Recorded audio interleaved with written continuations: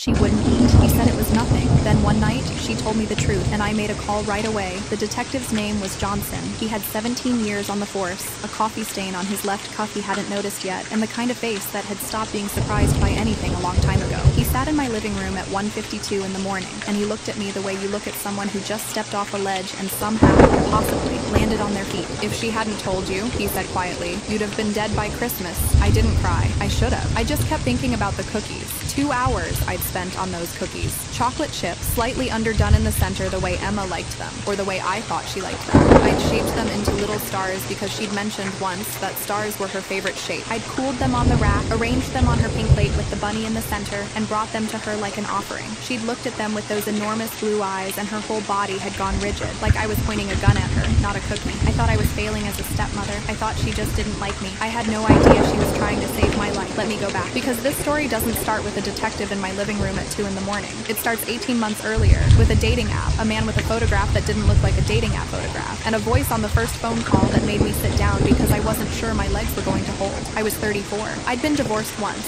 amicably, mercifully, and I'd spent 3 years rebuilding something resembling a stable life in a 2-bedroom rental in Tacoma, Washington. I had a job I liked, friends I loved, a routine that wasn't glamorous but was mine. I was not by any clinical measure looking for anything serious. And then Michael Hartley messaged me on a Thursday evening in February, and every carefully constructed wall I built in 3 years dissolved in about 6 weeks. He was 41, divorced, regional sales manager for a mid-sized pharmaceutical distribution company called Viridian Health, the kind of job that involved a lot of travel, a company car, and a comfortable salary he wore lightly, the way people do when they've had money long enough that it stopped meaning anything. He had dark hair going silver at the temples, a smile that arrived slightly before the rest of his face, and a daughter named Emma, who was 4 years old when I met her, and the most heartbreaking, beautiful child I'd ever seen. Emma's mother, Michael's first wife, was named Jennifer. She'd died 14 months before I met him. A sudden illness, he said, organ failure. The doctors had never been entirely clear on the cause, he said, and he said it with a grief so practiced and precise that I never once thought to question it. His eyes went somewhere else when he talked about her. His jaw tightened. It was the face of a man still carrying something heavy, and my heart, foolishly, went out to him. We were married 11 months after we met. Emma was my flower girl. She wore a white dress with a yellow sash and carried her stuffed rabbit, she called him Bun, down the aisle like he was the ring bearer. I have the photograph on my phone. Her face is serious, focused, beautiful. She did not look afraid yet. That came later. The food thing started about 3 weeks after we moved into Michael's house. A 4-bedroom colonial in a quiet neighborhood in Gig Harbor.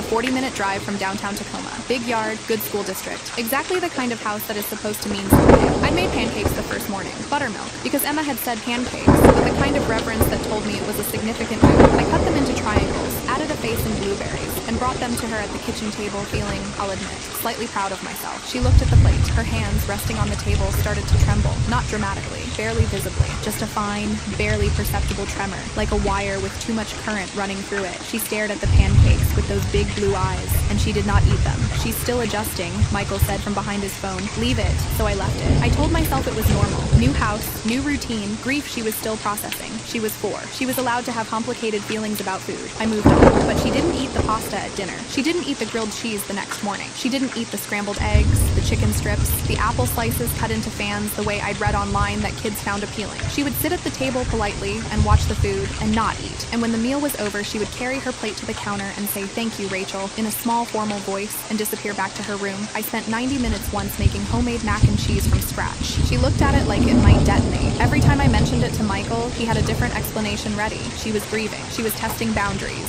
She was adjusting to me. She was going through a phase. His voice was always calm, always certain, always faintly dismissive, not unkindly, but with the confidence of a man who has decided he understands a situation better than you do, and no further input is required. She'll eat when she's hungry, he told me, when I showed him the numbers from her pediatric checkup. She'd dropped 4 pounds in 6 weeks. On a child that size, 4 pounds is not a number you set aside. Michael, she's fine, Rachel. He closed his laptop. Stop catastrophizing. I went back to the kitchen and stood very still for a moment with my hands on the counter, breathing. I told myself he knew his daughter. I told myself I was catastrophizing. I told myself this was a blended family, this was hard, this was going to take time. I told myself a lot of things that were not true. The daycare called on a Tuesday in November. Ms. Patricia Alves, who had been running the center for 11 years, and did not call parents unless something was actually wrong. Emma's been throwing her lunch away, she told me, every day, unopened. I watch her do it. She goes straight to the trash when she thinks nobody's looking. And I'm concerned, Mrs. Hartley, because I can see her ribs now when she lifts her arms. I've been in childcare for over a decade, and that's not a sentence I say often.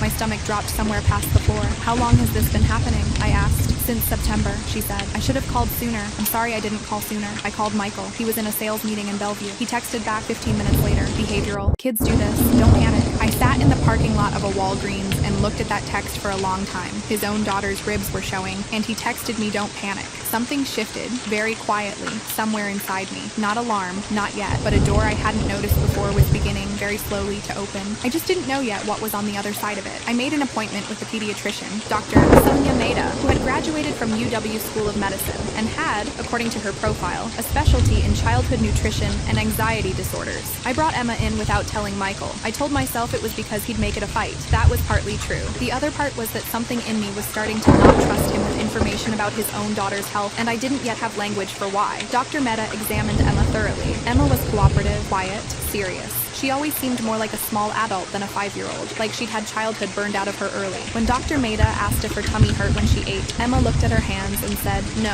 When Dr. Maida asked if there was any food she liked, Emma said quietly, outside food. Outside food? Dr. Maida asked. Food from outside, Emma said, and looked at the wall. Dr. Maida looked at me over Emma's head with an expression I didn't fully decode in the moment. I decoded it later. Later in the parking lot, sitting in my Honda CR-V with the engine off, I thought about the way Dr. Maida had written something in her file and drawn a small circle around it, and how she'd handed me her personal number before we left and said, call me anytime. I mean that literally, anytime. I drove home. I didn't tell Michael we'd gone. That night I lay awake at 3 a.m. and thought about the phrase, outside food. Thought about it until it became a shape I could almost hold. Michael left for a pharmaceutical conference in Portland on a Wednesday morning in early December. He kissed me on the cheek, ruffled Emma's hair. Emma went very still when he touched her, like prey, and drove away in his Audi at 7:14 a.m. I watched his car until I couldn't see it anymore, and then I heard Emma exhale. It was the most significant sound I'd ever heard, long and slow and shaking, like she'd been holding it since September. I turned around. She was standing in the hallway in her pajamas, clutching Bun against her chest, and her shoulders had dropped 3 inches from where they usually live. The ghost in her eyes, that flat, removed, terrified quality that I'd come to think of as just her face, flickered, and underneath it, for 1 second, was a little girl. Can we go to the park? She asked. We went to the park, Point Defiance, where there's a pond and ducks and enough open sky that you can breathe. I packed sandwiches, turkey and cheddar, nothing elaborate. We sat on a bench and she ate the entire sandwich in 60 seconds with ketchup on her chin and crumbs on her jacket, smiling, actually smiling, at a duck that was demanding bread with truly unreasonable confidence.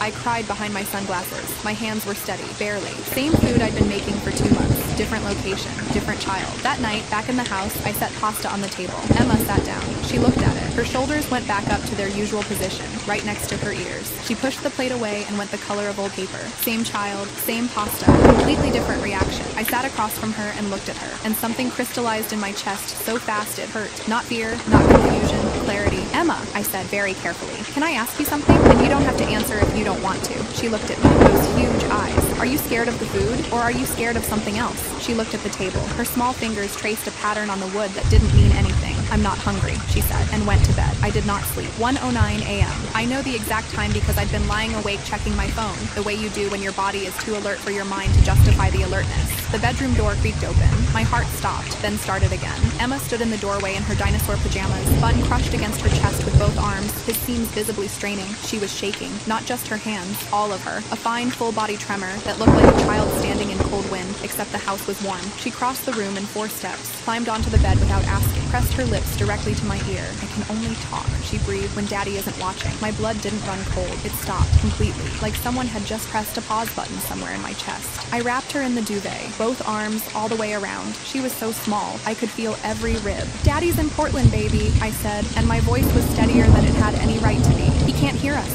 Tell me everything. She took a breath. It sounded like it hurt. And then, in a voice barely above a whisper, this 5-year-old child took my entire world and quietly destroyed it. The previous mama stopped eating too, she said, before she got sick. Daddy got angry at her, about money, about a lot of things. And then he started making all her food. He said he was helping. He said she needed help. He put white powder in her bowls, in her drinks. He said it was medicine, special medicine just for her. But she got so sleepy she couldn't walk to the bathroom by herself, and then she died. The room was not moving. I was the one moving. Or nothing was moving, and the world had just become a different shape. Baby, I said. What kind of powder? White, she said. Very small. He stirred it so it disappeared. He watched her eat until it was gone. She paused. He does that with your food too. Sometimes, when you're not looking. He goes to his study, and then he puts something in from a little bag. I did not scream. I did not move. I kept both arms around this child, and I kept my breathing measured, and even because she needed me to not fall apart. Why did you stop eating? I asked, though I already knew. If I eat what he makes, she said, with the terrible logic of a 5-year-old who has thought about this for months, then he knows it's safe, and then he'll do it to you too. She pressed Bun harder against her chest. I didn't want you to get the sleepy sickness. She had been starving herself for months to protect me. This child had watched her mother die, assembled every piece of the truth with her tiny, terrified brain, and decided the only tool she had was her own hunger. If Daddy finds out I told, she whispered, he'll make us both eat the powder. He's not going to find out, I said, and he's not going to make either of us eat anything. I meant it with everything I had. I reached for my phone on the nightstand. My hands were shaking badly enough that I misdialed twice. Third time. 911. 2 officers arrived first at 1:47 a.m. Then 40 minutes later, 2 detectives. Detective Aaron Johnson, 17 years with Pierce County Sheriff, the one who would later give me the December sentence, and his partner, Detective Lena Vasquez, who had previously worked 8 years on a joint task force for domestic violence and homicide and who sat with Emma in the kitchen with a cup of warm milk and spoke to her in a voice so gentle it barely qualified as a sound. Emma talked. She had apparently been waiting a long time to talk. She described the powder. Small, white, odorless, kept in a plastic zip bag in the false panel behind the second drawer of Michael's study desk. She described her mother's final weeks, the increasing confusion, the inability to stand, the way Jennifer had asked for water and then forgotten she'd asked. She described the way Michael had stood in doorways and watched, and how his expression while watching had been the thing that scared her most. Not grief, not worry, patience. It had looked like patience. She's describing a sedative-type substance administered in food over a prolonged period, Detective Vasquez told me quietly in the hallway. Possibly fentanyl analog or a muscle relaxant at high doses. Something accessible through pharmaceutical distribution channels that wouldn't present obviously on a standard tox screen if no one was looking for it specifically. She said it clinically, carefully, watching my face. We're going to need a warrant. How fast? I asked. If her account holds up, and I believe it does. Judges in this county move quickly on child welfare calls. We'll have probable cause drawn up in the next 2 hours. He lands at SeaTac tomorrow night at 8, I said. Is that enough time? She held my gaze. We'll make it enough time. What I didn't tell her, what I didn't tell anyone yet, was that while Emma had been talking to the detectives, I had gone to Michael's study. I knew where he kept his spare key. I'd used it once before to get a phone charger. I used it now for a different reason. I didn't touch anything. I just looked. The false panel was exactly where Emma said it would be. Behind the second drawer, there was a seam that shouldn't have been a seam. I pressed it the way she'd described. 2 fingers, center, upward, and it swung open on a small magnetic hinge. Zip bags, 4 of them, white powder, very fine. And beneath them, a folded piece of paper I almost didn't unfold. I unfolded it. It was an insurance policy. Mine. Dated 2 weeks after our wedding. The payout figure had 7 digits. I put it back exactly as I found it. Closed the panel, locked the study, walked back to the living room. I did not throw up, which I considered a significant personal achievement. The warrant was signed at 4:38 a.m. by Judge Patricia Okafor of the Pierce County Superior Court. Detective Johnson showed it to me almost apologetically, as if warrants for your own home require a specific social protocol no one has developed yet. Forensic technicians arrived at 5:15. They were systematic and fast and spoke to each other in shorthand I only half followed. Emma had fallen asleep on the couch under the duvet, still holding Bun, her face finally peaceful in a way I hadn't seen in 4 months. I sat in the kitchen and drank coffee and listened to my house being carefully, professionally dismantled. At 6:02 a.m., Detective Vasquez came and found me. We found the panel, she said. Exactly as Emma described. The substance is being sent to the state lab, but preliminary indicators are consistent with a fentanyl analog, specifically something in the nitazine family, not included in most standard tox panels unless you're specifically looking. She paused. Michael's work gives him access to pharmaceutical supply chains, including international gray market distributors. We're pulling his purchasing history now. There's more, I said. There's a floor safe. I don't know the combination. Emma mentioned it. She called it the box in the floor under the rug. She said her mother's diary is in there. Detective Vasquez looked at me for a long moment. How did she know about the diary? She found her mother writing in it. Jennifer apparently hid it. Michael apparently found it and took it. Vasquez turned and called something down the hallway. 2 minutes later, I heard the sound of a rug being pulled back in Michael's study. 22 minutes after that, Detective Johnson walked into the kitchen holding a clear evidence bag, and what was inside it changed everything that came after. Jennifer Hartley's diary was small, red, and the handwriting deteriorated visibly across its final pages, starting controlled and neat, becoming loose and slanting, eventually barely legible. The detectives read it with gloves on, and they let me read 2 excerpts later, after they'd been logged and photographed and copied. One line from a page dated 9 months before her death. He stands in the doorway and watches me sleep. His eyes are not worried. I don't know what they are. And from the final page, barely legible. I can't lift my hands above my wrists today. I think Emma knows. She keeps putting herself between me and his food. She is 4 years old, and she is trying to save me, and I cannot save her back. Jennifer had known. She had known, and she hadn't been able to prove it, and she had died anyway. And her 4-year-old daughter had watched it happen and memorized every detail and carried it forward like a torch to pass to the next person in line. To me. She hadn't failed to save Jennifer. She'd saved me instead, the only way she could. Michael called at 9:07 a.m. I was ready for it. Detective Johnson was sitting across the table from me, listening on speaker, his expression giving nothing away. Michael sounded relaxed, slightly solicitous, the voice of a man who believes he has all the information. Hey, how are things? Tired, I said. Emma had a rough night. Did she eat anything? There it was. First question. Not how is she? Not did she sleep? Did she eat? A little, I said. She's doing better. Good. A pause. I'll be home by 9. We can have dinner. Make it a thing. I'll pick something up. Sounds perfect, I said. I ended the call and looked at Detective Johnson. He's going to bring food home, I said, from outside. Johnson's jaw tightened, almost imperceptibly. He won't make it that far. He didn't. Michael Hartley walked off the jet bridge at Seattle-Tacoma International Airport at 8:04 p.m. carrying his rolling bag and his laptop case and that polished, warm, pharmaceutical sales smile. He made it approximately 12 feet before Detective Johnson stepped into his path. Badge visible. There was a news crew. I didn't know about the news crew until afterward. Apparently, Detective Vasquez had tipped the crime desk at Como 4 because public accountability matters when evidence is this solid and the suspect is this practiced. The camera caught the whole thing. The 4 officers converging, the badge, the bag dropping from Michael's hand, and the moment his face understood what was happening. The charm evaporated, instantly, completely, like a light switching off. What was left underneath was something else entirely. Feral, cornered, the face of something that has survived a long time by pretending to be something it isn't, and now, for the first time, has nowhere left to pretend. He looked at the camera, and I think he knew in that moment that it was over. All of it. Everything he'd built with such precision and patience. And he couldn't make his face do anything acceptable about that. The banner at the bottom of the screen read, "Local executive arrested. Gig Harbor woman dead from suspected poisoning." Later that night, they updated it. Pharmaceutical manager charged with murder of first wife. Second wife's poisoning allegedly underway. I watched it on my phone in the parking lot of a Gig Harbor Hampton Inn, where Emma and I were staying until the house was cleared. Emma was asleep in the room.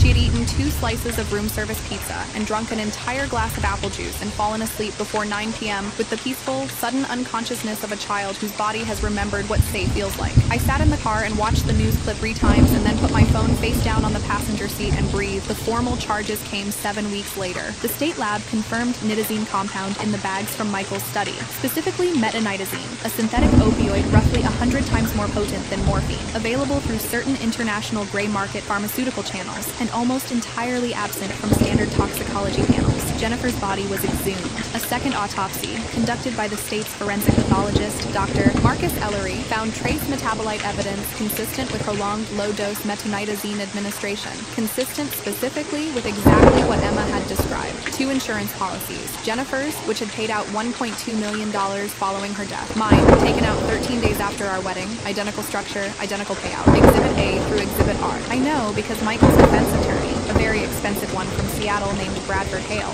sent subpoenas that touched my email, my medical records, my grocery receipts, my phone location history. He was looking for anything that could muddy the picture. He found nothing because there was nothing to find. I had not been poisoning anyone. I had been making star-shaped cookies for a child who was too frightened to eat them. Emma testified in a closed session, accompanied by a child forensic interviewer named Dr. Cassandra Wolf, who had a PhD in developmental psychology from UW and 15 years of experience conducting trauma-informed interviews with children. Dr. Wolf told the court afterward that Emma's account was, in her professional assessment, among the most consistent and credible she'd encountered in her career. No coaching, no contamination. Just a 5-year-old girl who had been carrying a terrible truth for a very long time and was finally in a room where she was allowed to put it down. Michael pled not guilty. His attorney argued that the substance found in the study was for personal use. Michael apparently was to have been suffering from a secret chronic pain condition. The insurance policies were presented as coincidence. Jennifer's diary was presented as the paranoid writings of a woman who had been mentally unwell. The jury took 4 hours and 11 minutes to return guilty verdicts on both counts. Murder in the first degree of Jennifer Hartley and attempted murder of Rachel Hartley. First degree, premeditated, both of us. He stood when the verdict was read and his face did nothing. Nothing at all, which was almost worse than if it had done something. That was 14 months ago. Emma lives with Jennifer's sister, Claire, who is warm and quiet and cried when I handed Emma over on a Tuesday afternoon in January, and who texts me photographs sometimes. Emma at a birthday party, Emma at the beach, Emma in a school play dressed as a tree, grinning with all her teeth showing. She eats everything. Claire told me she eats everything. She eats with the enthusiasm of a child making up for lost time. I went back to Tacoma, the 2-bedroom rental, the routine. I went back to therapy because there is no version of this story in which you don't need therapy, and my therapist's name is Dr. Anita Rhodes, and she is patient with me in the way that very good therapists are patient. Like she has all the time in the world and she means it. She told me once that I was processing a very rare kind of grief, the grief of a life that never happened, the marriage that was constructed to end me, the home poem that was designed to be my last one. But it didn't end, she said. You're here. I'm here because Emma Hartley, 5 years old, decided that she loved me enough to be hungry for 4 months, that she trusted me enough, finally, at 1 a.m. on a December night, to press her lips to my ear and tell me the truth. I think about the cookies sometimes, the star-shaped ones she never ate. I think about the star-shaped mold gathering dust in a box somewhere. I think about what it cost her to sit across from those cookies every single time and not eat them, knowing what she knew, carrying what she carried, choosing every day to protect me the only way she had. She's in 1st grade now. She got a gold star on her spelling test last month. Claire sent me a picture. She's smiling so big you can count every tooth.